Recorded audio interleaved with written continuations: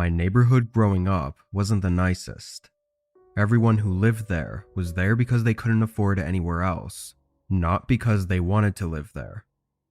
A lot of the houses were extremely small and old, and even the businesses in the town had trouble staying open for more than a year or two. When I was young, it was pretty common for us to go to these houses and businesses that had been abandoned and just mess around in them. The police had to have known this was going on, since every kid in town was doing it, but they didn't do anything about it. Anyway, when I was really young, my elementary school shut down, and the building was never repurposed. So when I was older and exploring these rundown places, I was intrigued to see what the school looked like now. On a Saturday night, my buddy Ryan and I went to the school. We didn't have cars, so we had to walk about 4 miles from his house to get there. This building, even before it was abandoned, I always found a little bit creepy. It was on the edge of town, buried in the woods with a chain link fence around it. It just really did not seem like a place for an elementary school. We climbed over and went to the side of the building to see if there was a window to get in from. Lucky for us, almost every window had already been smashed open. I jumped in first, followed by Ryan.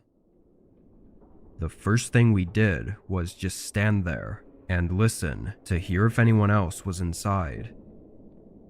There was this very loud, hollow creaking noise the building was making, but it sounded like we were alone.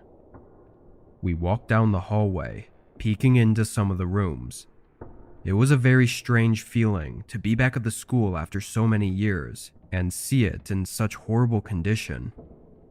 We passed maybe 3 rooms, walking slowly and quietly, before a sudden thud echoed throughout the entire building. We stopped and looked at each other, but no more sounds came.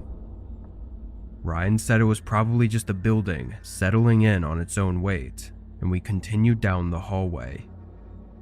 A lot of the rooms were either empty or just had a bunch of chairs lined up in them, but nothing really interesting. That was until we got to the next hallway, deeper into the school. This hallway had chairs scattered throughout, blocking the way through. We had to push them aside just to get to the rooms. The first room was locked, so we went down to the second room on the left side and looked in, seeing what looked like clothes hanging from the ceiling. I walked in and looked at it, unsure why or how those got there. After a moment, I wondered why Ryan hadn't said anything and if he was seeing what I saw. I turned around, and as my head moved across the room, I caught a glimpse of a figure in the far back. I shot my eyes to the far wall, seeing a disheveled man staring at us as he stood with something in his hand.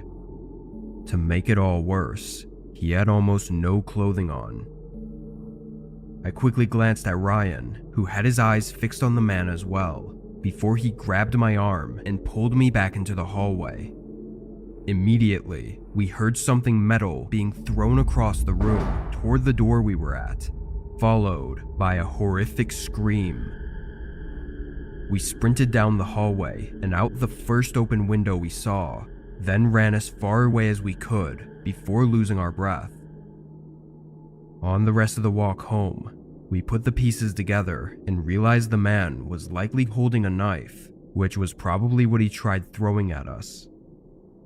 Considering his unstable state, it's likely the man was really dangerous, and had we stayed any longer or not noticed him, we might have not made it out.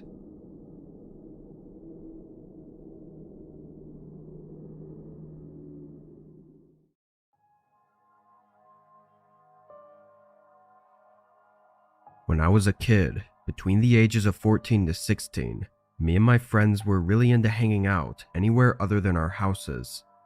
Most of the time, we would go to some fast food place and chill there, or just find some spot in the woods near the park. I guess we were at that age where we wanted to be alone and not have people looking over our shoulders all the time. The only problem with this was that on the weekends, when we'd be out late, most stores and dining areas closed before we were ready to call it a night. During winter break one year, we ran into this problem a lot. We'd go to the parks to hang out, only to find that even in the late hours of the night, there would be multiple other groups that had the same idea. Then one night, my friend JT brought up his parents' old farmhouse, saying it could be a cool spot to explore and that nobody else would be there. He'd mentioned it a few times before this, but we never thought much of it until that night. JT drove me and my other friend, Paul, out into what looked like the middle of nowhere, arriving at a wooden fence. The fence was closed off with a chain, since it was a private property, and JT didn't have the key to it, so we parked and hopped over it. From the edge of the wooden fence, though, the first thing I realized was that I couldn't see the farmhouse. Yeah, it was dark out and there were no lights anywhere, but I couldn't even make out the shape of the house in any direction. JT started walking, leading the way on a rough gravel path, as he explained why his parents even had the place to begin with. He said it was his grandparents' farmhouse, but when they died, they passed it down to his parents. Apparently it was in horrible condition, and his parents didn't know what to do with it, so they just kept it. That was almost 10 years ago. Nobody had done any maintenance or even checked up on it in over a decade. We walked down this path, following JT for a good 10 minutes before we could finally see the house. Even from just the outline of it in the dark, you could tell it was in bad shape. Part of the roof was dipping inward like it was about to collapse, and some of the siding panels were hanging from the wood. All of us were quiet now, just looking at it as we walked closer. When we got up to the front of the house, the door was covered by a large sheet of wood, so we went around to the back where the door was completely missing. We each turned on our phone flashlights and stepped inside. Surprisingly, the place wasn't really trashed like we thought it'd be. Most of the furniture and stuff didn't seem to have been moved very much. It was extremely dusty though, and our phone lights were not the best, so maybe it just looked better than it was. We split up after a minute, just walking around the first floor and looking. I entered a hallway on the left side of the house and began walking down, when suddenly someone walked past the end of the hallway.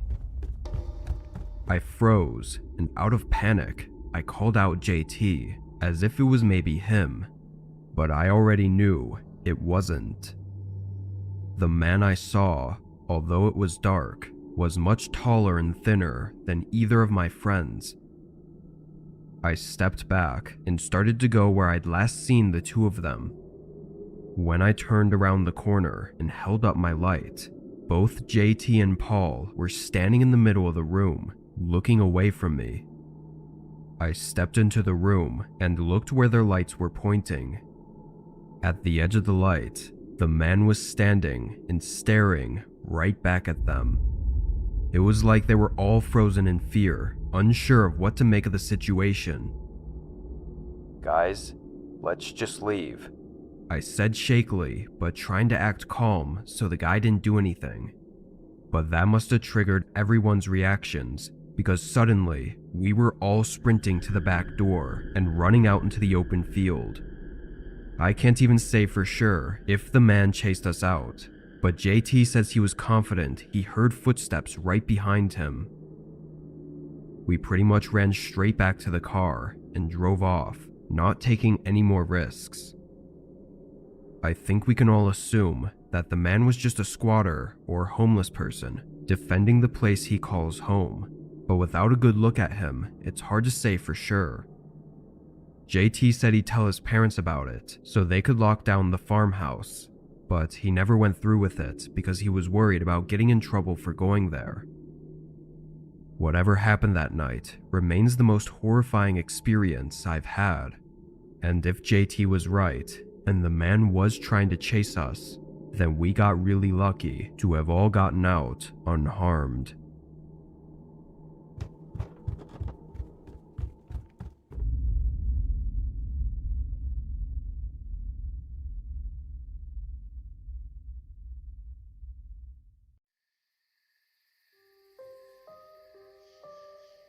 This was only a year ago. At the time, it had been a while since my last camping trip, and for a few months leading up to this, I was just really wanting to get out and camp like I always used to do. I finally had gotten some time off work and planned out a trip right away. There were some mountains not far, about a 2 hours drive from me, and there were plenty of trails on it. I scrolled through the pictures, but eventually just decided to choose once I got there. I wasn't too worried about the trail, and really just wanted to sit by my tent and relax for most of the time. I drove up to the mountain with 4 days worth of camping supplies and food. This wasn't really a popular mountain that people came to a lot, so there weren't many parking areas. I ended up finding a dirt plot on the side of the road and parked there, then got out and started walking along the road until I got to one of the camping trails. On the very grayed out map, it showed that the trail went a few miles into the forest and up the mountain, then split into 3 different paths that led to camping spots. I figured this would work, so I started the hike. It took just under 2 hours to get to the 3 paths. I saw no difference, so I just went with the left one. About 30 minutes later, I came up to the camping grounds. All it was an open area with less trees. Nobody else was there, and it didn't exactly look like anyone had been there in a long time. Everything had grown over, to the point where if there wasn't a direct path leading to this place, it would just look like any other spot in the forest. I tossed my bags down by one of the trees and built up my tent, then sat on a log and ate my lunch. After that, I kinda just sat there, writing in my journal and listening to the birds.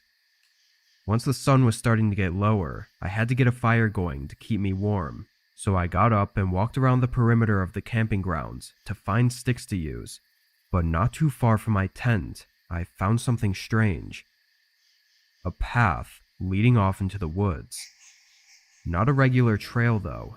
This was very clearly a footpath formed by someone walking that same route over and over.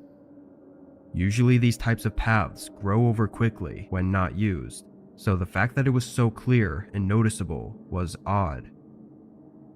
I finished collecting sticks and prepped the campfire, but something about that path made me feel uneasy, and I just wanted to check what it was before camping the night right next to it.